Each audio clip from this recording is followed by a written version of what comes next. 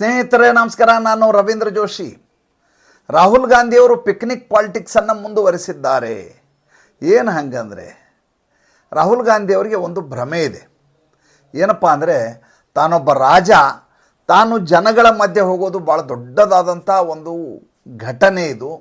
ಈ ಘಟನೆ ದಾಖಲಾರ್ಹವಾಗಿರುತ್ತೆ. ತನ್ಮೂಲಕ ಜನ ರೋಮಾಂಚನಗೊಳ್ತಾರೆ. ತಾನು ಹೋದ ಸಂದರ್ಭದಲ್ಲಿ ನಾನೊಬ್ಬ ರಾಜ ಪ್ರಜೆಗಳ ಬರಿಗೆ ಹೋಗ್ತಾ ಇರೋದೇ ಭಾಳ ದೊಡ್ಡ ವಿಷಯ ಅನ್ನುವಂಥ ಮನಸ್ಥಿತಿಯಲ್ಲಿದ್ದಾರೆ ರಾಹುಲ್ ಗಾಂಧಿ. ಈ ಹಿಂದೆ ಅವರು ಒಬ್ಬ ಟ್ರಕ್ ಡ್ರೈವರ್ ಜೊತೆ ಹೋಗಿದ್ದರು, ಒಬ್ಬ ಮೋಚಿ ಬಳಿ ಹೋಗಿ ಪಾದರಕ್ಷೆಯನ್ನು ಮಾಡ್ಕೊಂಡು ಕೂತಿದ್ರು. ಅದಾದ ಮೇಲೆ ಇದೇ ರೀತಿ ರೈಲ್ವೆ ಸ್ಟೇಷನ್ಗೆ ಹೋಗಿ ಅಲ್ಲಿಯ ಪೋರ್ಟರ್ಗಳ ಜೊತೆ ಮಾತುಕತೆ ನಡೆಸಿದರು. ರೈಲ್ವೆ ಅಧಿಕಾರಿಗಳಿಗೆ ಗೊತ್ತಿರಲಾರದೆ ಹೋಗಿ ಇವರು ಸಭೆಯನ್ನು ಮಾಡಿದರು. ಈ ರೀತಿಯದಾದಂಥ ಒಬ್ಬ ಕರೋಲ್ ಬಾಗಲ್ಲಿ ಸ್ಕೂಟರ್ ಮೆಕ್ಯಾನಿಕ್ ಹತ್ರ ಹೋಗಿ ಹೇಗೆ ನೀವು ರೈಡಿಂಗ್ ಮಾಡ್ತೀರಿ ಅಂತೆಲ್ಲ ಕೇಳಿದರು. ಈ ರೀತಿ ತರಹೇವಾರಿಯಾದಂಥ ಪಿಕ್ನಿಕ್ ಪಾಲಿಟಿಕ್ಸನ್ನು ಇವರು ನಿರಂತರವಾಗಿ ಮಾಡ್ಕೊಂಬರ್ತಾ ಇದ್ದಾರೆ. ತನ್ಮೂಲಕ ಚುನಾವಣೆಯಲ್ಲಿ ನಾನು ಗೆಲ್ತೀನಿ ಅನ್ನುವಂಥ ಭ್ರಮೆಯಲ್ಲಿ ಇದ್ದಾರೆ. ಇತ್ತೀಚೆಗೆ ತಾನೇ ದಿಲ್ಲಿಯ ಚುನಾವಣಾ ಫಲಿತಾಂಶ ಬಂದಿದೆ. ಸತತವಾಗಿ 3ನೆಯ ಬಾರಿಗೆ ಶೂನ್ಯ ಸಂಪಾದನೆಯಲ್ಲಿದೆ ಕಾಂಗ್ರೆಸ್ಸು ದಿಲ್ಲಿಯಲ್ಲಿ. 3ನೇ ಬಾರಿ, ಒಂದೇ ಸಲ ಅಲ್ಲ. ಒಬ್ಬನೇ ಒಬ್ಬ ಕಾಂಗ್ರೆಸ್ ಶಾಸಕ ಆಮ್ ಆದ್ಮಿ ಪಕ್ಷದ ಸರ್ಕಾರದಲ್ಲಿಯೂ ಇರಲಿಲ್ಲ, ಈಗ ಭಾರತೀಯ ಜನತಾ ಪಾರ್ಟಿಯ ಸರ್ಕಾರದಲ್ಲಿಯೂ ವಿಪಕ್ಷದಲ್ಲಿ ಕುಳಿತುಕೊಂಡಿಲ್ಲ. ಅಂಥದ್ದೊಂದು ಹೀನಾತಿಹೀನ ಸ್ಥಿತಿಯಲ್ಲಿರುವಂಥ ಕಾಂಗ್ರೆಸ್ ಪಕ್ಷ, ಆ ಪಕ್ಷದ ಅಧಿಪತಿ ಅನಿಸ್ಕೊಂಡಿರುವಂಥ ರಾಹುಲ್ ಗಾಂಧಿ ಸುಳ್ಳನ್ನು ಹೇಳುವ ಮೂಲಕ ರಾಜಕಾರಣದಲ್ಲಿ ಗೆಲ್ಲಬಹುದು ಅನ್ನುವಂಥ ಭ್ರಮೆಯನ್ನು ಮುಂದುವರಿಸ್ಕೊಂಡು ಹೋಗ್ತಾ ಇದ್ದಾರೆ.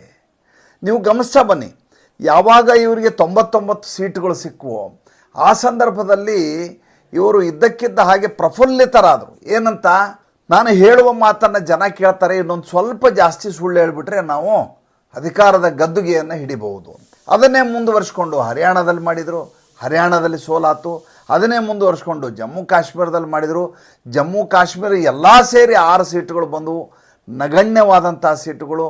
ಹಾಗೆ ನೋಡಿದರೆ ಜಮ್ಮುವಿನಲ್ಲಿ ಸ್ವೀಪ್ ಮಾಡಿದ್ದು ಭಾರತೀಯ ಜನತಾ ಪಾರ್ಟಿ, ಇಲ್ಲಿ ಮೇಲ್ಗಡೆ ಘಟ್ಟದಲ್ಲಿ ಸ್ವೀಪ್ ಮಾಡಿದ್ದು ನ್ಯಾಷನಲ್ ಕಾನ್ಫರೆನ್ಸ್ ಪಕ್ಷ. ಕಾಂಗ್ರೆಸ್ಸಿನ ಒಂದಿಷ್ಟು ಲವಲೇಶವು ಅಲ್ಲಿ ಉಳಿದಿಲ್ಲ. ಇನ್ನು ಜಾರ್ಖಂಡ್ಗೆ ಹೋದರೆ ಜಾರ್ಖಂಡ್ನಲ್ಲಿ ಜಾರ್ಖಂಡ್ ಮುಕ್ತಿ ಮೋರ್ಚಾ ಗೆದ್ದೇವಿನ ಕಾಂಗ್ರೆಸ್ಗೆ ಯಾವುದೇ ರೀತಿಯ ಲಾಭ ಆಗಲಿಲ್ಲ.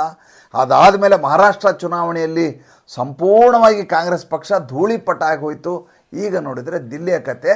ಆದರೆ ರಾಹುಲ್ ಗಾಂಧಿಗೆ ಈ ರೀತಿ ಹೋಗಿ ಪೋರ್ಟರ್ ಹತ್ರ ಮಾತಾಡೋದು, ಇಲ್ಲ ಅಂತಂದರೆ ಸ್ಕೂಟ್ರ್ ಮೆಕ್ಯಾನಿಕ್ ಹತ್ರ ಮಾತಾಡೋದು, ಫೋಟೋ ಶೂಟ್ ಮಾಡಿಸೋದು, ತನ್ಮೂಲಕ ರಾಜಕಾರಣ ಮಾಡುವಂಥ ತಂತ್ರಗಾರಿಕೆಯನ್ನು ನಡೆಸ್ಕೊಂಡು ಬರ್ತಾ ಇದ್ದಾರೆ. ಇವರು ಒಂದು ಥಿಂಕ್ ಟ್ಯಾಂಕ್ ಅಂತ ಇಟ್ಕೊಂಡಿದ್ದಾರೆ. ಆ ಥಿಂಕ್ ಟ್ಯಾಂಕ್ ಏನು ಮಾಡುತ್ತೆ ಅಂತಂದರೆ, ಇವರು ಏನು ಮಾಡ್ತಾರೋ ಅದನ್ನು ಹಾಡಿ ಹೊಗಳುವುದರಲ್ಲಿ ಅದು ನಿರತರಾಗಿರುತ್ತೆ. ಯಾವಾಗ ಪಕ್ಷ ಸೋಲ್ತೋ ಆವಾಗ ಒಂದು ಸಭೆಯನ್ನು ಮಾಡಲಾಯಿತು. ಯಾವಾಗ ಲೋಕಸಭಾ ಚುನಾವಣೆ ಆದಮೇಲೆ ಒಂದು ಸಭೆ ಆಯಿತು. ಆ ಸಭೆಯಲ್ಲಿ ಮಲ್ಲಿಕಾರ್ಜುನ ಮುತ್ಯ ಇವರಿಗೆ ಕೊಟ್ಟಂಥ ಐಡಿಯಾ ಏನಂದರೆ, ನೀವು ಪದೇ ಪದೇ ಭಾರತ್ ಜೋಡೋ ಯಾತ್ರೆಯನ್ನು ಮಾಡಬೇಕು. ಭಾರತ್ ಜೋಡೋ ಯಾತ್ರೆ ಮಾಡುವ ಮೂಲಕ ಕಾಂಗ್ರೆಸ್ಸನ್ನು ಸಂಘಟನೆ ಮಾಡಬಹುದೇ ವಿನಾ ಬೇರೆ ಯಾವುದನ್ನೂ ಮಾಡಲಿಕ್ಕೆ ಸಾಧ್ಯ ಇಲ್ಲ. ನೀವು ಭಾರತ್ ಜೋಡೋ ಯಾತ್ರೆ ಮಾಡಿರೋದ್ರಿಂದ ನಾವು ಚುನಾವಣೆಯಲ್ಲಿ ಈ ಮಟ್ಟಿನ ಯಶಸ್ಸು ಸಿಕ್ಕಿದೆ ಅಂತ ಹಾಡಿ ಹೊಗಳಿ ಕೂತರು. ರಾಹುಲ್ ಗಾಂಧಿಗೂ ಅಷ್ಟೇ ಬೇಕಾಗಿತ್ತು. ಏಕೆಂದರೆ ಈತ ಇಲ್ಲಿವರೆಗೂ ಸುಮಾರು 90 ಚುನಾವಣೆಗಳನ್ನು ಇವರ ನಾಯಕತ್ವದಲ್ಲಿ ಸೋಲನ್ನು ಕಂಡಿದ್ದಾರೆ. ಒಬ್ಬರೇ ಒಬ್ಬ ಪ್ರಶ್ನೆ ಮಾಡಿದರೂ ಅವರನ್ನು ಉಳಿಸುವಂಥ ಮನಸ್ಥಿತಿಯಲ್ಲಿ ಇವರಿಲ್ಲ. ಅದಕ್ಕೆ ಉದಾಹರಣೆ ಈಗಿರುವಂಥ ಶಶಿ ತರೂರ್ ಅವರನ್ನು ಸ್ವತಃ ಕೇರಳ ಚುನಾವಣೆಯ ಸಂದರ್ಭದಲ್ಲಿ, ಬರುವಂಥ ವಿಧಾನಸಭಾ ಚುನಾವಣೆಯ ಸಂದರ್ಭದಲ್ಲಿ ಸಂಪೂರ್ಣವಾಗಿ ಸೈಡ್ಲೈನ್ ಮಾಡುವ ಎಲ್ಲ ರೀತಿಯ ತಂತ್ರಗಾರಿಕೆಯನ್ನು ಕರ್ನಾಟಕ ದಮನಕಗಳಲ್ಲಿ ಒಬ್ಬರಾದಂಥ ಕರ್ನಾಟಕ ಸಿದ್ಧಪಡಿಸಿ ಆಗಿ ಹೋಗಿದೆ KC ವೇಣುಗೋಪಾಲ್. ಏಕೆಂದರೆ ಆತ ಮುಖ್ಯ ಭೂಮಿಕೆಗೆ ಬರಬೇಕು ಅಂತ ಅವತ್ತಿನಿಂದ ಹಪಹಪಿಸ್ತಾ ಇರುವಂಥ ವ್ಯಕ್ತಿ. ಆತ ಶಶಿ ತರೂರ್ ಬಿಟ್ಟುಕೊಡುವಂಥ ಸಾಧ್ಯತೆ ಕಡಿಮೆ. ನೋಡಿ, ಯಾವುದೇ ಒಂದು ಪಕ್ಷ ಸೋತಂಥ ಸಂದರ್ಭದಲ್ಲಿ ಆತ್ಮಮಂಥನ ಮಾಡಿಕೊಳ್ಳುತ್ತೆ. 5 ವಿಧಾನಸಭಾ ಚುನಾವಣೆಗಳಾಗಿದ್ದಾವೆ. 5 ವಿಧಾನಸಭಾ ಚುನಾವಣೆಯಲ್ಲಿ ನಮ್ಗೆ ಯಾಕೆ ಈ ರೀತಿಯ ಸೋಲಾಯಿತು, ಇದರ ಕುರಿತಾದಂಥ ಪರಾಮರ್ಶೆ ನಡೆಯಲಿ ಅಂತ, ವಾಸ್ತವಿಕ ನೆಲೆಗಟ್ಟಿನಲ್ಲಿ ಆಲೋಚನೆ ಮಾಡಲಿ ಅಂತ ಒಂದೇ ಒಂದು ಸಭೆಯನ್ನು ಮಲ್ಲಿಕಾರ್ಜುನ ಮುತ್ಯಾನೂ ಕರೀಲಿಲ್ಲ, ಹೈಕಮಾಂಡ್ ಹಂಚಿಕೊಂಡಿರುವಂಥ ರಾಹುಲ್ ಗಾಂಧಿನೂ ಕರೀಲಿಲ್ಲ. ಅದರ ಬದಲು ಇವರು ಮಾಡಿರೋ ಕೆಲಸ ಏನು ಗೊತ್ತಾ, ಗುಜರಾತಿಗೆ ಹೋಗ್ತಾರೆ. ಗುಜರಾತ್ನಲ್ಲಿ ಹೇಳ್ತಾರೆ, ನರೇಂದ್ರ ಮೋದಿಯ ಸರ್ಕಾರವನ್ನು ಕೆಳಗಿಳಿಸದೆ ಹೋದರೆ ನಾನು ರಾಹುಲ್ ಗಾಂಧಿನೇ ಅಲ್ಲ ಅಂತಾರೆ. ಚುನಾವಣೆ ಇರೋದು ಯಾವಾಗ ಸ್ವಾಮಿ? 2027 ಡಿಸೆಂಬರ್ನಲ್ಲಿ 2027 ಡಿಸೆಂಬರ್ನಲ್ಲಿ ನಡೆಯೋ ಚುನಾವಣೆಯ ಬಗ್ಗೆ ಈಗ ಇವರು ತಯಾರಿ ಮಾಡ್ತಾ ಇದ್ದಾರೆ. ಬರುವ ನವೆಂಬರ್ನಲ್ಲಿ ಬಿಹಾರ ಚುನಾವಣೆ ಇದೆ, ಅದಾದ ತಕ್ಷಣ ಪಶ್ಚಿಮ ಬಂಗಾಳ ಚುನಾವಣೆ ಇದೆ, ಪಶ್ಚಿಮ ಬಂಗಾಳ ಆದ ತಕ್ಷಣ ಅಸ್ಸಾಂ ಚುನಾವಣೆ ಇದೆ, ಅದರ ಜೊತೆ ಕೇರಳ ಚುನಾವಣೆ ಇದೆ. ಇದು ಯಾವುದರ ಬಗ್ಗೆ ರಾಹುಲ್ ಗಾಂಧಿಗೆ ಯೋಚನೆ ಇಲ್ಲ. ಇದೇ ರೀತಿ ಇನ್ನೊಬ್ಬ ವ್ಯಕ್ತಿ, ಇದೇ ರೀತಿ ರಾಜರ ಮನಸ್ಥಿತಿಯಲ್ಲಿರುವಂಥ ಇನ್ನೊಬ್ಬ ರಾಜಕಾರಣಿ ಇದ್ದಾನೆ. ಆತ ನಿನ್ನೆ ರಾತ್ರಿ ಒಂದು ದೊಡ್ಡ ಕಾನ್ವಾಯ್ ತಗೊಂಡು, ಅಂದರೆ ಬೆಂಗಾವಲು ವಾಹನಗಳನ್ನು ತೆಗೆದುಕೊಂಡು ಆನಂದ್ಗಢಗೆ ಹೋದರು. ಯಾರು? ನಾವು ದಿಲ್ಲಿಗೆ ರಾಜ ಹೈ ಹಮ್ ಅಂತ ಹೇಳಿದ್ರಲ್ಲ, ಅಂಥ ಅರವಿಂದ್ ಕೇಜ್ರಿವಾಲ್ ಅವರು ನಿನ್ನೆ ರಾತ್ರೋರಾತ್ರಿ ಪಂಜಾಬದ ಹೋಶಿಯಾರ್ಪುರದಿಂದ ಅಲ್ಲಿಂದ 10 ಕಿಲೋಮೀಟರ್ ದೂರದಲ್ಲಿರುವಂಥ ಆನಂದ್ಗಢ ಅನ್ನುವಂಥ ಪ್ರದೇಶಕ್ಕೆ ಹೋದರು. ನೋಡಿ, ಈ ಮನುಷ್ಯ ಸೋತು ಸುಣ್ಣಾಗಿರುವಂಥ ವ್ಯಕ್ತಿ. ಚುನಾವಣೆ ಫಲಿತಾಂಶ ಬಂದ ದಿವಸದಿಂದ ಇಲ್ಲಿವರೆಗೂ ತಲೆ ತಪ್ಪಿಸಿಕೊಂಡು ಓಡಾಡ್ತಾ ಇರೋ ವ್ಯಕ್ತಿ. ಏಕೆಂದರೆ ಒಂದರ ಹಿಂದೊಂದರಂತೆ CAG ವರದಿಗಳನ್ನು ವಿಧಾನಸಭೆಯಲ್ಲಿ ಭಾರತೀಯ ಜನತಾ ಪಾರ್ಟಿಯ ಸರ್ಕಾರ ಬಿತ್ತರಿಸ್ತಾ ಇದೆ. ಎಲ್ಲೆಲ್ಲಿ ಎಷ್ಟೆಷ್ಟು ದುಡ್ಡು ಹೊಡೆದಿದ್ದಾರೆ, ಹೇಗೆ ಹಗಲುದೊರಡೆ ಮಾಡಿದ್ದಾರೆ ಅಂತ ಅಂಕಿ ಅಂಶಗಳ ಸಮೇತ ನಿಖರವಾಗಿ ಕೊಡ್ತಾ ಇದೆ. ಅವತ್ತಿನಿಂದ ಇವತ್ತಿನವರೆಗೂ ಪ್ರೆಸ್ ಮೀಟ್ ಮಾಡಿಲ್ಲ, ಅವತ್ತಿಂದ ಇವತ್ತಿನವರೆಗೂ ಟ್ವೀಟ್ ಮಾಡ್ತಾಯಿಲ್ಲ, ಅವತ್ತಿಂದ ಇವತ್ತಿನವರೆಗೂ ಸ್ಪಷ್ಟೀಕರಣ ಕೊಡ್ತಾ ಇಲ್ಲ. ಆದರೆ ತಕ್ಷಣ ಬಂದು ಕುಳಿತಿರೋದು ಪಂಜಾಬಿಗೆ ಬಂದು ಕುಳಿತಿದ್ದು ಯಾಕೆ? ಇಲ್ಲಿ ಅಧಿಕಾರ ಇದೆ, ಇಲ್ಲಿ ನಾನು ಮತ್ತೆ ರಾಜನಾಗಿ ಮೆರೆಯಬಹುದು ಅಂತ ಬರ್ತಾರೆ.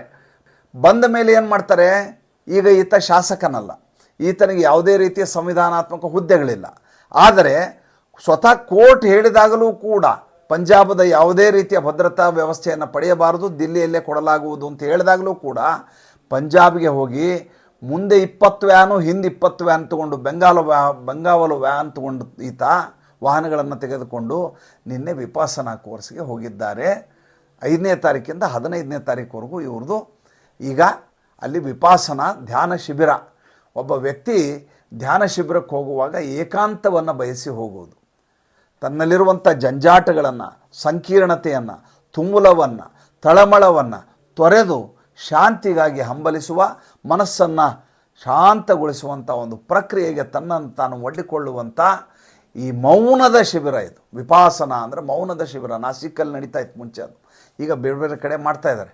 ಆ ಕೋರ್ಸಿಗೆ ಹೋದ ಮನುಷ್ಯ ಅದರ ಸುತ್ತಲೂ ಪೊಲೀಸ್ ಪಹರೆ ಹೇಗೆ ಹಾಕಿದ್ದಾರೆ ಅಂದರೆ ಯಾವುದೋ ಒಂದು ಸಾಮ್ರಾಜ್ಯದ ರಾಜ ಬಂದಿದ್ದಾರೆ ಅನ್ನುವ ರೀತಿಯಲ್ಲಿ ಈ ಆನಂದ್ಗಢದಲ್ಲಿ ಈಗ ಭದ್ರತಾ ಕೋಟೆಯನ್ನು ಕಟ್ಟಲಾಗಿದೆ.